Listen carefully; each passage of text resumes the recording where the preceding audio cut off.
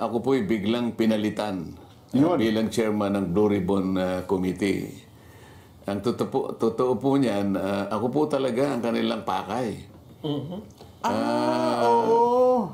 Ang presidente po ng Senado, si Senator Chis Escudero, ay parang collateral damage lang po yun. So tama pa rin lumabas sa mga social media na ang puntirya talaga kayo. Kasi hindi naman nila ako maalis kung hindi nila alisin yung puno. Ayun. Ganun po yung nangyari riyan. Oho. Ngayon, ang medyo hindi po ako nagsasabi nito. Ito po ay kinukumpirma ng napakarami pong mga kababayan natin na hindi po nila nagustuhan yung mabilis ang pagpapalit ng liderato ng Blue Ribbon Committee. Lalong-lalo na po doon sa panig ng paglalahad na po ng katotohanan. Yung pag-iimbestiga na po sa kanila pong palagay, ay meron na po silang nakikinikinitang mga katotohanan na lalabas dyan.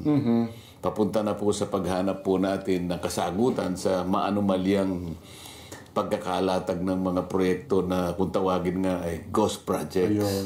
Ang balita kasi, may singit ko lang po, mukhang pinakiusapan ata si Senator Chis bilang presidente po ng Senado na kayo ay palitan sa pagiging chairman, pero parang nanindigan siya sa inyo.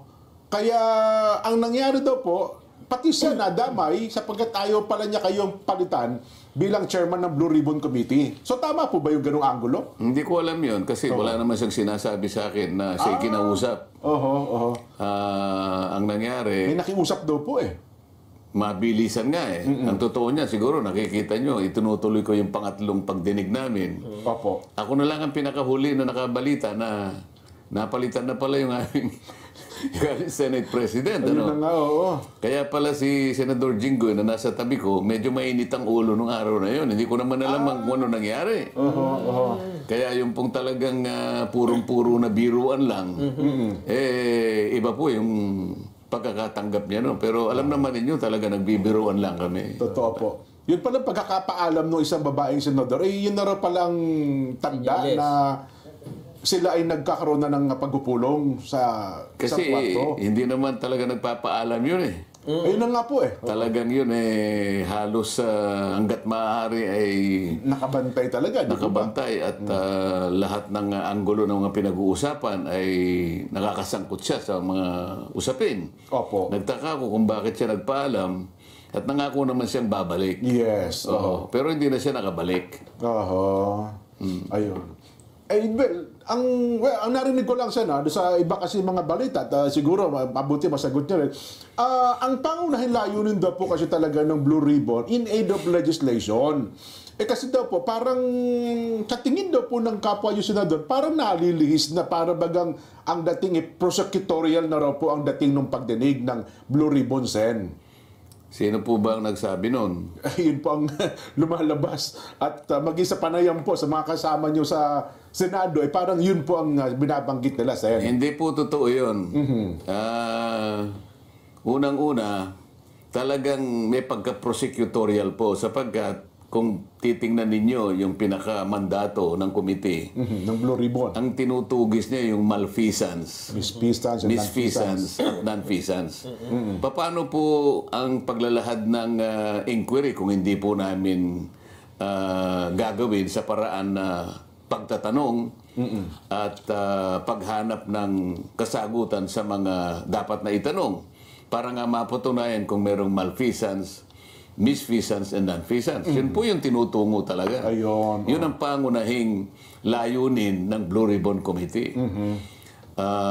Kung naipagkamali nila, lalong-lalo na po yung aming puno ng Senado ngayon, yun po yung sinasabi niya eh. Ayun, opo. Kahit kailan ay hindi po ako lumihis doon sa tuntunin na yon. At baka dapat sana tinanong muna niya ako. Opo. Nakatatlong pagdinig lang ako eh. Tama po. Yung iba nga pong humawak ng Blue Ribbon Committee, nakalampas na sila ng halos 20. Wala pa naman silang nagagawang batas eh. Tama po. Sa totoo lang po ako, pangatlo pa lang. Meron na po akong naiayos. Possible areas of legislation 10 pa yung aming naisip na kagad eh. Ba?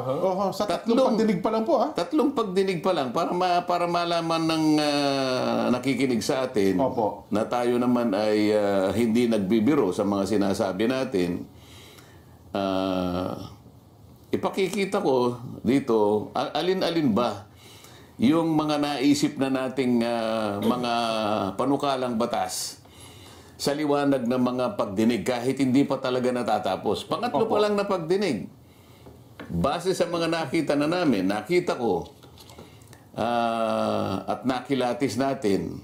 Ito yung aking naisip. Kinakailangan merong amendment ng procurement law. Kasi doon na pupunta po yung mga bidding natin, yung pag-award ng mga proyekto, lalong-lalo na yung pinag-uusapan ng mga flood control projects, nasasalaula sapagkat merong problema, may mga butas sa procurement law. Kinakailangan mag-introduce ka ng amendments. Meron ding amendment po sa anti-graft law. Dito kinakailangan mapatibayan siguro, kung hindi man dapat itaas siguro, pati yung pagpaparusa dito kinakailangan ibigyan talaga ng impetus dito. Pwede rin nating, meron po kaming iniisip na amendments po sa contractors licensing law. Ito yung sakop ng PICAB. PICAB, meron tayong amendment sa witness protection law o yung tinatawag na stand-alone bill. Meron tayong naiisip na amyenda doon sa ating AMLA. Anti-money laundering council. Anti-money. Nakita naman ninyo kung saan, isip-isipin nyo, yung isa sa mga nag-testify doon.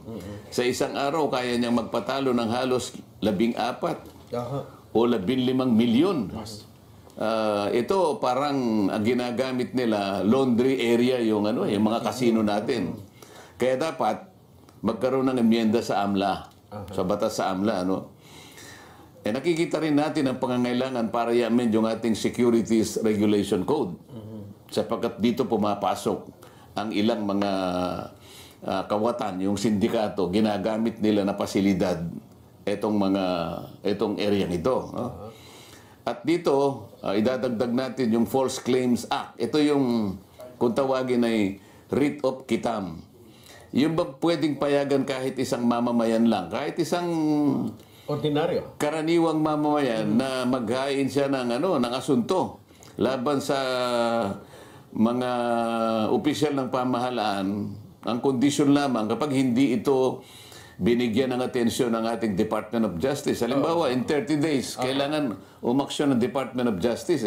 Pag hindi siya umaksyon, meron ng karapatan na maghain yung karaniwang mamamayan.